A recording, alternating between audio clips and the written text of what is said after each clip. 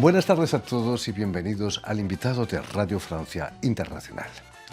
La editorial francesa Gallimard acaba de publicar la traducción de la novela del venezolano Alberto Barrera Tisca, Patria o Muerte, que en francés se ha titulado Les derniers jours du commandant, los últimos días del comandante, retrato sociológico y político de la sociedad venezolana poco antes de la muerte de Hugo Chávez. Y precisamente para hablarnos de esta novela y de su brillante trayectoria literaria, Alberto Barrera Tisca ha sido tan amable de venir a nuestros estudios. Buenas tardes, Alberto. Buenas tardes, Jordi, y más bien muchas gracias por invitarme. No, es un placer tenerte aquí entre nosotros.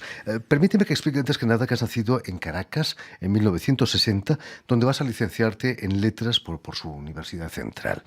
En los 80 formas parte de grupos de poesía como Tráfico o Guaire. ¿La poesía fue tu puerta de entrada en literatura? Sí, incluso te diría que fue mi puerta de entrada a la lectura. Yo empecé esta relación que considero maravillosa con la literatura gracias a que mi papá los sábados en la tarde en el patio de la casa leía en voz alta poesía. Y para mí fue una experiencia reveladora y poderosísima. Descubrir que las palabras tenían una función distinta a esta de la comunicación. Yo las veía como música, como danzando en el aire, sonando de otra manera.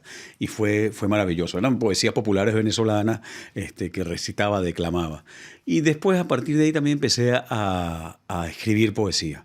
Y siempre he tenido una relación muy buena, digamos, con la poesía, con la musicalidad del lenguaje, que creo que es lo que es la poesía. Me contabas que tu padre tenía lejanas relaciones con Francia. Sí, su madre había nacido en Argelia, era Pierre Noir. La familia venía de Córcega. De ahí quizás el amor por la poesía, ¿no? Pues no sé, en todo caso es una cosa que yo le agradezco mucho y que recomiendo siempre. A veces dicen, ¿qué puedo hacer con mis hijos para relacionarlos con la literatura? Y creo que una de las cosas que hay que hacer es leer en voz alta. En tu primera novela, También el corazón es un descuido, de 2001, describes a un psicópata especializado en asesinar mujeres feas. La belleza es algo relativo, ¿no? Muy subjetiva a veces, ¿no?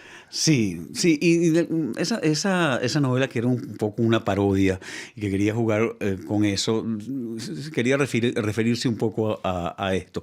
Y en eso este personaje decía que no había nada más maravilloso que una mujer fea, porque era más una mujer muy agradecida. Era como tratar de dinamitar el sentido de lo bello y de lo feo, pero también jugando con algo, que era un venezolano condenado a muerte, o con la posibilidad de ser condenado a muerte, y un periodista que iba desde Caracas a Estados Unidos a ver qué podía hacer con eso. Entonces también se metía un poco como con la cosa mediática, que es algo que a mí siempre me ha interesado.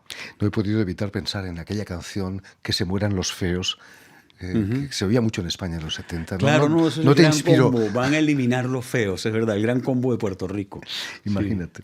Sí. Ya en el 2006, Alberto, nos hablas de cáncer en tu novela La enfermedad, con la que obtienes el premio Herralde, nada más, 18.000 euros de premio, ¿no? No está nada mal. Es el tema que nos preocupa a todos, el que un día te digan, te quedan tantos días, tantos meses de vida. Sí, yo creo que la enfermedad es para mí un tema muy importante. Yo siento que yo trato de conectarme con el lector desde la fragilidad, desde el dolor, y ahí el tema de nuestra naturaleza y nuestra dificultad para negociar con ese cuerpo que se corrompe, porque es el destino del cuerpo. Creo que a mí se me convirtió como un tema, en una de esas obsesiones literarias a la que yo regreso. Creo que también tiene que ver con una sociedad que ha convertido la salud en una utopía, en una nueva utopía, por lo tanto, en una especie de dictadura, donde le ha regresado la culpa al enfermo. Es decir, parece que si tú te enfermaras es porque no hiciste lo que tenías que hacer, te dijimos que comieras brócoli y comiste salchicha o longaniza, y entonces por eso estás enfermo. Entonces, toda esa situación me parece a mí que es muy, muy interesante, y por otro lado, la enfermedad es una injusticia para cualquier ser humano terrible. Creo que nos cuesta más ahorita, en este momento, aceptar la idea de la enfermedad que la idea de la muerte. El dolor clínico nos espanta. Y eso me parece como muy interesante. Y por otro lado es algo que está en nuestro destino, ¿no? Como seres humanos, como cuerpos. Volviendo a Patria y Muerte, la novela que acaba de traducir Gallimard, la frase que pronunció sin duda Chávez fue cuando le diagnosticaron un cáncer: ¿por qué a mí? Sí. Lo podemos leer en tu novela eso, ¿no? Es la gran pregunta, ¿no? ¿Por qué? ¿Por Claro, qué? que le pasa a cualquier enfermo, pero en el caso de Chávez, que a mí me resulta muy interesante, pues también, es que era un hombre que había trabajado durísimo, ¿no? Por convertirse él mismo como en un mito, por un proyecto político. Acababa de conseguir algo que políticamente era cuestionable, pero era muy difícil, que era que constitucionalmente pudiera ser reelegido eternamente. Por lo tanto, él desde la política hablaba un poco desde la eternidad.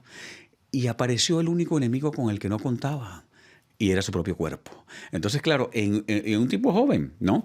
Digamos, en un contexto de eso, de alguien que no ha cumplido 60 años, ¿no? Pero le puede aparecer a cualquiera, le puede aparecer un cáncer, ¿no?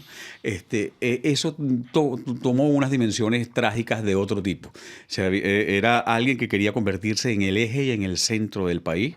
Había diseñado el Estado y las instituciones a su alrededor, y de repente aparece algo que pues, es como tan tonto, tan simple, tan fácil y tan humano como un cáncer.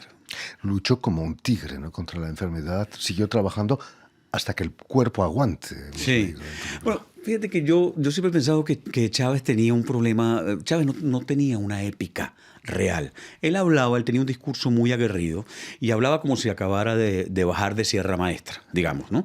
Pero en realidad no había tumbado a un dictador, no había organizado una guerrilla, no había hecho una lucha armada.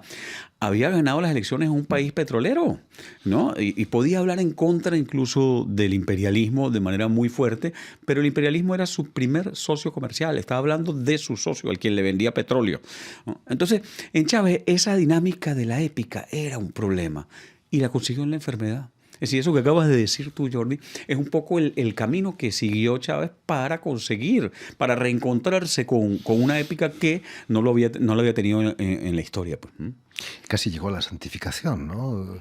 Bueno, pues eso sí, pero es un proceso también promovido por él, digamos. Yo creo que Chávez se sacralizó en la enfermedad, ¿no? Para un español, para un europeo, nos cuesta entender que un revolucionario sea católico y militar.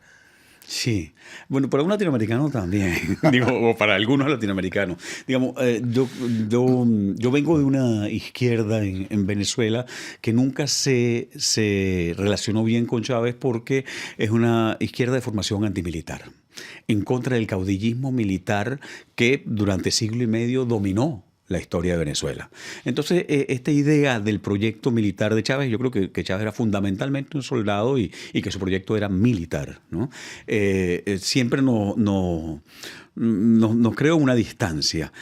Y en Chávez tenía esta cosa un poco también que era ese desarrollo del personalismo y del mesianismo. Yo creo que Chávez era una personalidad narcisista, y que eso con la enfermedad además se potenció y terminó creando una religión, ¿verdad? Que es un poco esta iglesia nueva donde hay una mezcla de caudillismo militar con profesión religiosa y con otra cantidad de elementos, ¿no? Esta novela la podríamos llamar coral, como se dice en las películas, con varios personajes. ¿Cuánto del personaje, el periodista desempleado que tiene que escribir un libro sobre Chávez para sobrevivir, hay en ti, Alberto? Pues, ¿Se te ha ocurrido eso? No, yo escribí, digamos, ahí hay una relación en la medida que yo con Cristina Marcano escribimos una biografía de Chávez, el primer intento como biográfico en el año 2004, ¿no? ¿Te dieron un adelanto como al protagonista? No, para nada. No, esta historia, digamos, de este personaje, yo creo que todo escritor está repartido en todos los personajes que hay. Pero hay muchos también de otras vidas, digamos. Yo pienso que el escritor es un espía que va robando de todo lo que oye. Es decir, yo conocí 2 periodistas durante la enfermedad de Chávez, que uno de ellos incluso fue a La Habana, un poco como el personaje de esta novela. No hizo todo lo que él hace, pues, pero todos los personajes que están ahí en la novela tienen un punto de partida, y un diálogo con personajes reales o situaciones reales de Venezuela que haya visto. Entonces, sí hay. Cuando Chávez anuncia su enfermedad, su cáncer, se produce en el país una cosa, en Venezuela, una cosa muy rara, porque empieza un gran manto de opacidad. Nadie sabía realmente qué tenía. y nunca él permitió que un médico hablara, sino el que daba los partes médicos era él, ¿no? Y pues Chávez a veces decía que sí, a veces decía que no, volvía a decir que estaba curado. Entonces se creó una gran tradición como del rumor y de la suspicacia, y eso permite que una cantidad de gente también pues quisiera saber de diferentes formas. Yo digo un poco en la novela que el país se convirtió en una inmensa sala de espera, y era eso, donde todos estamos diciendo, pues todos, cada quien pensando como quiere, en contra o a favor de Chávez. Y es un poco lo que yo trato de poner en la novela, personajes diferentes, es decir, una historia coral, como tú bien dices, donde hay toda una diversidad de venezolanos que viven de manera distinta esa enfermedad y ese final de un líder que marcó el país. Uno de sus personajes, para mí el más emotivo quizás, es una niña de 10 años, María, que pierde a su madre en un asesinato en la calle. La violencia sigue siendo el gran problema de Venezuela. Pues, a ver, yo siento que el gran problema de Venezuela y de América Latina en general, nuestra tragedia sigue siendo la desigualdad. Y en la desigualdad entra, ¿no? La violencia, entra la impunidad, en muy diferentes formas. Y que eso ha marcado un poco al continente y sigue estando presente. Entonces, es más que cuando dicen, bueno, ¿por qué los escritores retratan eso? Es que es inevitable. Es parte de lo que tenemos ahí. Cuando uno se siente a escribir, aparece y salta porque nos marca como países. Otro de los personajes que me ha emocionado es el de la joven gringa, la periodista que intenta hacer una biografía sobre Chávez. ¿Has conocido a alguien como ella?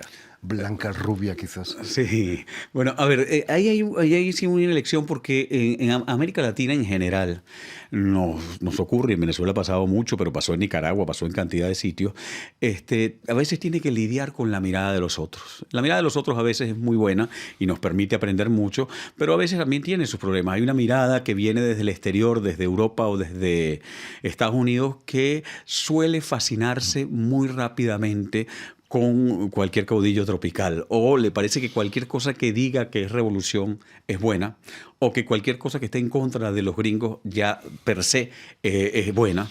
Y no siempre es así. Digamos, una de las cosas con las que hemos tenido que lidiar mucho en Venezuela es el rescate de la complejidad. Es decir, lo que ocurre en Venezuela es muy complejo, muy, muy raro, y por suerte para todos, es mucho más enredado, ¿no?, que las simplificaciones polarizantes que de lado y lado pretenden explicar al país, ¿no? Entonces, un poco ese personaje, que yo tengo una novela que es una gringa que está un poco fascinada por el personaje de Chávez en principio y que viene con sus recetas y sus estructuras a dejarse asombrar por nuestra realidad y descubrir que no todo es lo que parece y que todo es mucho más complejo, por suerte. Y liberarse también de los férreos códigos morales americanos, ¿no? Exactamente, sí, republicano en ese caso, claro.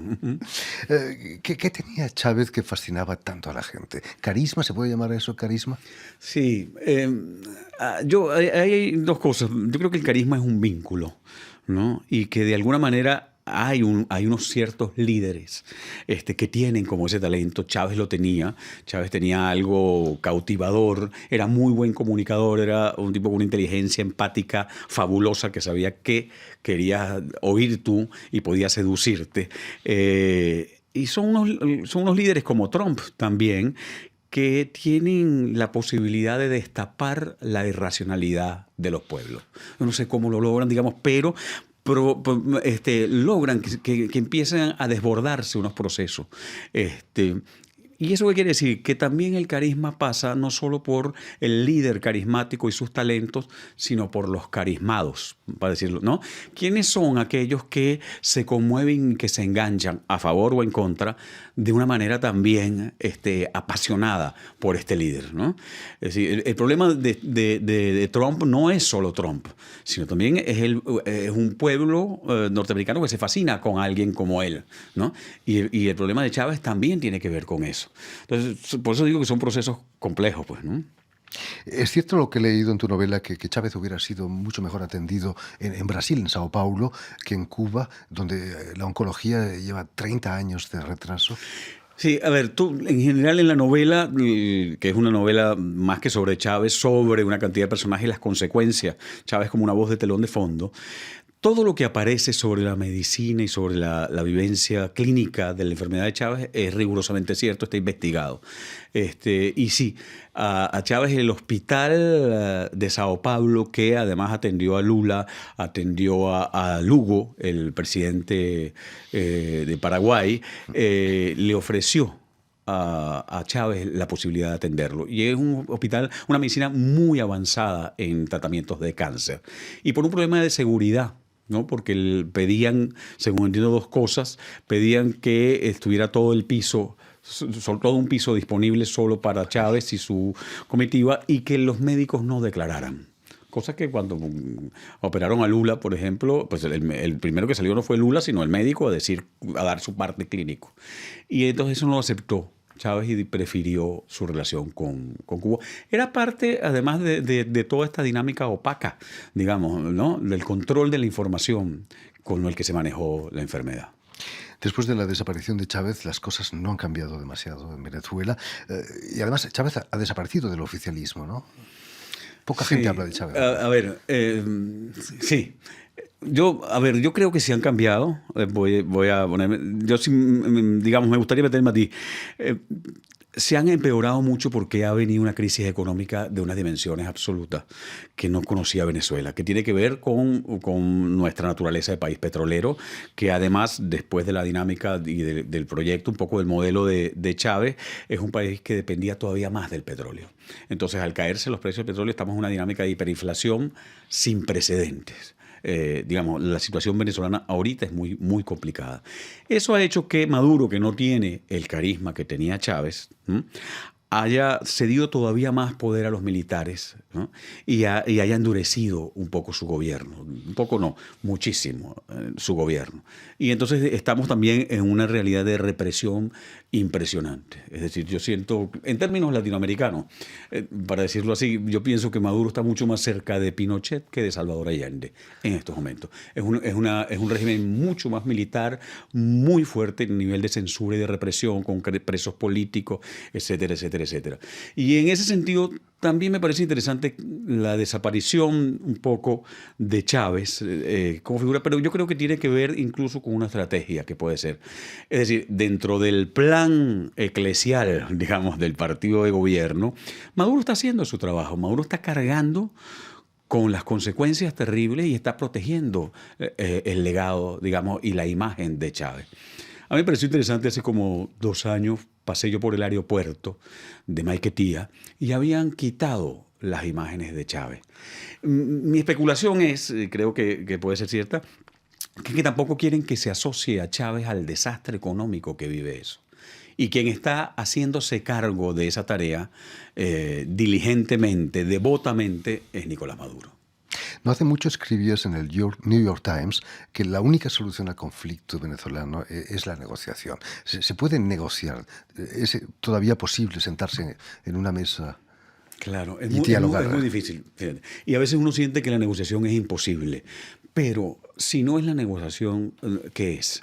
Es decir, digamos, en procesos como este, o apuestas por la negociación, aunque parezca imposible, o apuestas por los tiros o por la violencia. Y me parece que esa no es la salida, porque, entre otras cosas, en Venezuela no hay 2 ejércitos, hay uno solo, ¿no? Entre otras cosas, cualquier intento o hipótesis de una invasión militar es inadmisible y produce consecuencias mucho peores. Lo sabemos recientemente ¿no? por cantidad de hechos históricos que uno podría decir qué es lo que ha pasado, pues, ¿no? Libia, digamos, cualquier historia reciente nos puede remitir. Pero incluso en América Latina yo te diría más, la invasión a Panamá tuvo unas consecuencias terribles que todavía el pueblo panameño recuerda. Y entonces habría que pensar, no se puede hablar de una invasión, no se puede hablar, la violencia no es ninguna solución, pero también es muy difícil negociar con un gobierno que no tiene palabra. Es decir, la política se funda en la palabra. Si tú no tienes palabra, ¿cómo negocias con eso? Ese es el gran dilema para Venezuela. Nos hablabas de Libia. Quizás el gran pecado de Venezuela es ser un país con una riqueza petrolífera increíble. Pues sí, lo que pasa es que la palabra pecado es durísima, pero es verdad, de alguna manera la naturaleza petrolera nos define a nosotros. Es decir, mira, en Venezuela llenar el tanque de gasolina aún en estos momentos tiene un precio ridículo, vale menos de un centavo de dólar. Menos que una botella de agua De agua, mineral. no, pero ahorita muchísimo menos. Es decir, el contrabando de gasolina vía terrestre hacia Colombia es más rentable que la cocaína, que el tráfico de cocaína. Es decir, y eso te da también una idea de que es un país que necesita importar más del 80% de lo que consume, por lo tanto no produce nada. La idea del sueño petrolero se nos convirtió a nosotros en una gran pesadilla. En sociedades rentistas, en modelos rentistas, llámese de izquierda o de derecha, ¿no? Que terminan produciendo un monstruo como el que tenemos ahorita. ¿Hay venezolanos que atisban una solución o no? Sí, de diverso tipo. Y hay algunos que piensan que no es necesaria la solución, ¿no? Es decir, la cantidad de posibilidades que hay son inmensas. Lo que pasa es que yo creo que cada vez más la desesperanza gana terreno. Ahorita hay una experiencia migratoria impresionante, quizás la más importante del siglo XXI. Se calcula casi 2 millones de venezolanos están fuera y es un problema para la región. Es decir, entre otras cosas, el tema de la negociación política no es solo un problema venezolano. La crisis venezolana se ha internacionalizado de tal manera que, digamos, Brasil, Colombia, Ecuador, Perú, pero también Chile y México, países que no están tan cerca, tienen a Venezuela como un problema ya casi físico, pues. Quizás esa crisis catastrófica acabe con el gobierno de Maduro, con la polarización, quizás la gente... Pues es muy difícil saberlo ahorita. Maduro está empeñado, ¿no? en mantenerse a cualquier costo, incluso al costo de la legitimidad internacional, que cada vez tiene menos. Pero el gobierno de Maduro es cada vez más un gobierno militar, entonces uno no sabe muy bien. Los militares son como una especie de enigma, ¿no? Ahí hay un mundo detrás, son muchos militares, es un ejército enorme. Yo creo que más grande que el ejército de España, por ejemplo. Tenemos muchos más generales, porque Chávez también lo hizo crecer de esa manera. Todos están metidos y participan en política y tienen beligerancia. Los militares en Venezuela, para darte cuenta, tienen un canal de televisión, empresas de construcción, empresas de embotelladoras de agua, un banco. Maduro habló de darles una línea aérea. Tienen una empresa que puede negociar por decreto presidencial petróleo sin pasar por la empresa del Estado, minería. Es decir, son un poder al que hay que tomar en cuenta a la hora de pensar en que si Maduro va a salir o no. Digamos, todo pasa por una situación mucho más compleja y que tiene que ver con el proyecto original de Chávez. Es decir, nosotros estamos viviendo un golpe de Estado lento y permanente. Es decir, el 4 de febrero de 1992, que fue la intentona, fue la inicial. Ahorita estamos todavía en las cuotas de ese mismo proyecto. No puedo evitar pensar en la frase de que la música es a la música militar lo que la justicia es la justicia militar. Quizás la democracia militar es lo mismo, es algo... Sí, es muy difícil, pero sí habría que pensar en una sociedad disciplinada y que nosotros estamos militarizados de alguna manera. Es decir, los últimos juicios, por ejemplo, de la gente que protesta en Venezuela, todos ya los tribunales civiles casi que no actúan, pasan a tribunales militares de una sola vez. Terrible. Sí. En fin, pues ya lo saben, Patria o Muerte, novela de Alberto Barrera Chisca, ha sido traducida al francés por la editorial Gallimard y en castellano editada por Tusquets. Recordemos que obtuvo no hace mucho el premio Tusquets de novela. Muchísimas gracias, Alberto, por haber estado aquí con nosotros. Permíteme también dar las gracias a Elena Abril y a Suel Jadir, que han estado detrás de los cristales al tanto de la realización del programa, y enviar un cordial saludo a nuestros telespectadores que nos siguen en toda América Latina gracias a la cadena uruguaya Canal U de Montevideo. Y a ustedes darles las gracias por su atención y esperarles en una nueva edición del Invitado de Radio Francia Internacional.